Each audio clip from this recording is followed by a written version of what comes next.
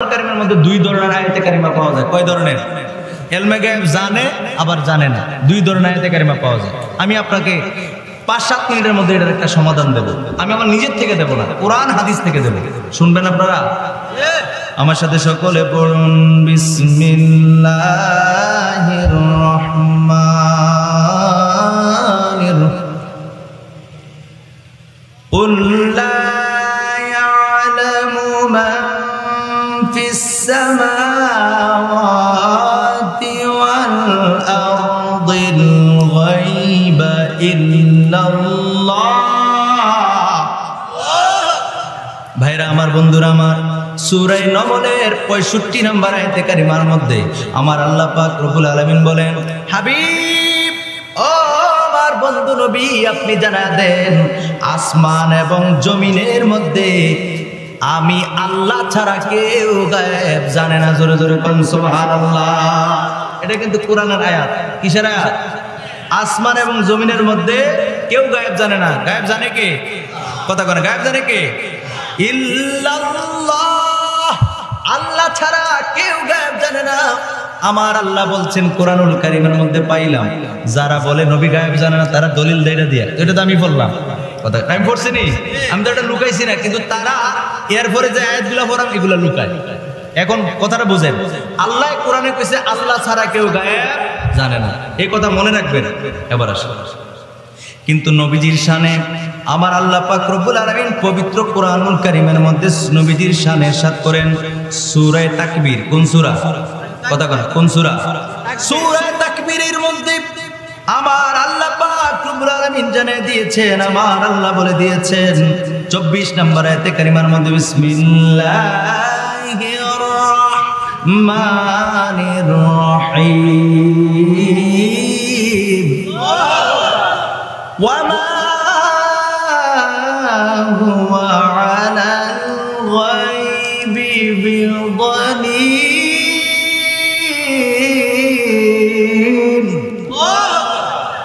ওয়ামা, এই আয়াতের তাফসীর হলো ওয়ামা হুয়া আলাল গায়বি বিবাখিল। আল্লাহ পাক রব্বুল আলামিন সূরা তাকবীরের 24 নম্বর আয়াতে কারিমার মধ্যে বলেন, আমার মাহবুব নবী গায়েব প্রকাশ করতে কৃপণ নয়। সুবহানাল্লাহ বলেন, খুব মনোযোগ দেন। আল্লাহ কি বলছেন? গায়েব প্রকাশ করতে আমার বন্ধু নবী কৃপণ না। আগে বলছেন আল্লাহ ছাড়া কেউ গায়েব, আরে কথা কয় না, আল্লাহ ছাড়া কেউ গায়েব। পরে বলছেন কি, আমার নবী গায়েবের খবরটা কইতে কৃপণতা করেন না। জোরে কোন সুবহানাল্লাহ। এখন আগেরটা যেটা বলছি এটা কোরআন, আর পরেরটা যেটা বলছি এটা কি আমার বানানো কথা? একটু আওয়াজ করেন না বাবা।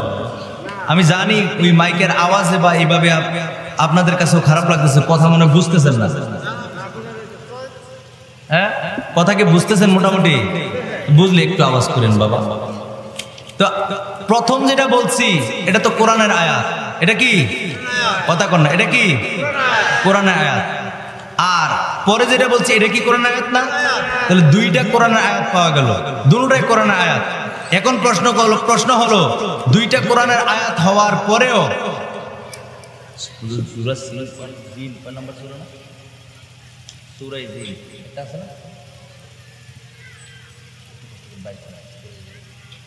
আমার দিকে তাকান, কোরআন থেকে বলতেছি।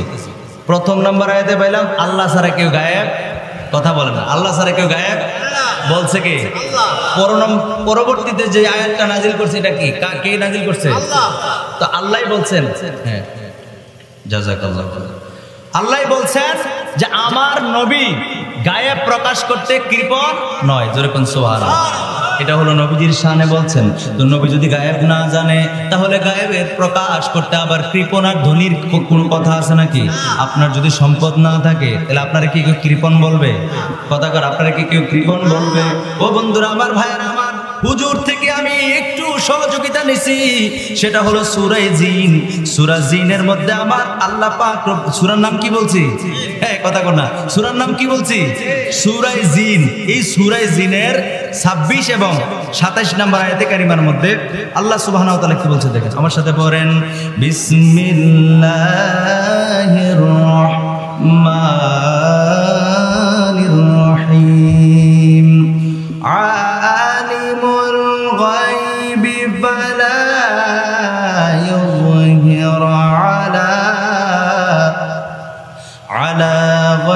বিহি আহাদা।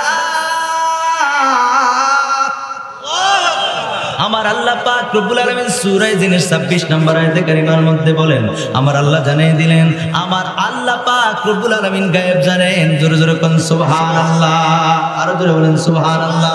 আমার আল্লাহ পাক রব্বুল আলামিন যে গায়েব জানেন, আমার আল্লাহ পাক রব্বুল আলামিন এরপরে বলেন, এরপরে 27 নম্বর আয়াতে কারিমার মধ্যে আল্লাহ বলেন, ইল্লা মানির তাদা মির রাসূল। আল্লাহ কুরআনুল কারীমের মধ্যে পরের নম্বর আয়াতে কারিমার মধ্যে বলেন, আমি আল্লাহ কারো কাছে গায়েব প্রকাশ করি না, ইল্লা মানির তাদামির রাসূল, তবে হ্যাঁ আমার মনোনীত রাসূলদেরকে আমি আল্লাহ গায়েব জানাই। সুবহানাল্লাহ। কথা কি আমার না আল্লাহর? আওয়াজ করে বলতে হবে, কথা কি আমার না আল্লাহর?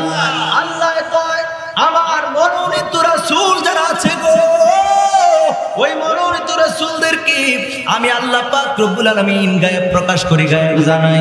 আল্লাহ কয় নবীদেরকে, রাসূলদেরকে, মনোনীত রাসূলদেরকে গায়েব জানায়। ওই মোল্লায় কয় নবীরা গায়েব জানে না। নাউজুবিল্লাহ। তাহলে তাদের কি ঈমান আছে? কথা বলে তাদের কি ঈমান আছে? কোরআন থেকে কি এই আয়াতটা সরাই ফেলতে পারবেন? এখন প্রশ্ন হলো, ও আল্লাহ তোমার কাছে আমরা জানতে চাই, তুমি কিছু কিছু আয়াতে কারিমার মধ্যে বলছো তুমি ছাড়া কেউ জানে না, আসমান এবং জমিনের কেউ গায়েব জানে না। আবার কিছু কিছু আয়াতের মধ্যে পাইলাম তুমি নবী এবং রাসূলদেরকে, তোমার মনোনীত রাসূল যারা আছে ওই রাসূলদেরকে তুমি গায়েব জানাও। এখন আমরা কোনটা ধরবো? এই জন্য বন্ধুরা আমার ভাইয়েরা আমার কিতাব কাটতে হবে। কি বলে, হানাফি মাযহাবের বিশিষ্ট একজন ফকিহ নাম হলো মোল্লা আলী কারি। এই মোল্লা আলী কারি রহমাহুল বারি মেশকাতের সরা মেরকাতের প্রথম খণ্ডের মধ্যে হাদিসে জিব্রাইলের ব্যাখ্যায় তিনি উল্লেখ করেছেন গায়েব হলো দুই প্রকার। কয় প্রকার? তিনি বড় চমৎকার করে উল্লেখ করেছেন, যেটা মানলে আর কোন ফিতনা থাকে না। যেরকম সুবহানাল্লাহ। মাইকের আওয়াজ যত দূর যায় কান খাড়া করে শোনো। মোল্লা আলী কারি রহমাহুল বারি মেশকাতের সরা মেরকাতের প্রথম খণ্ডে হাদিসে জিব্রাইলের ব্যাখ্যায় তিনি বলেন গায়েব হলো দুই প্রকার। এক প্রকার হলো গায়েবে মুতলাক, আরেক প্রকার হলো গায়েবে আযাফি।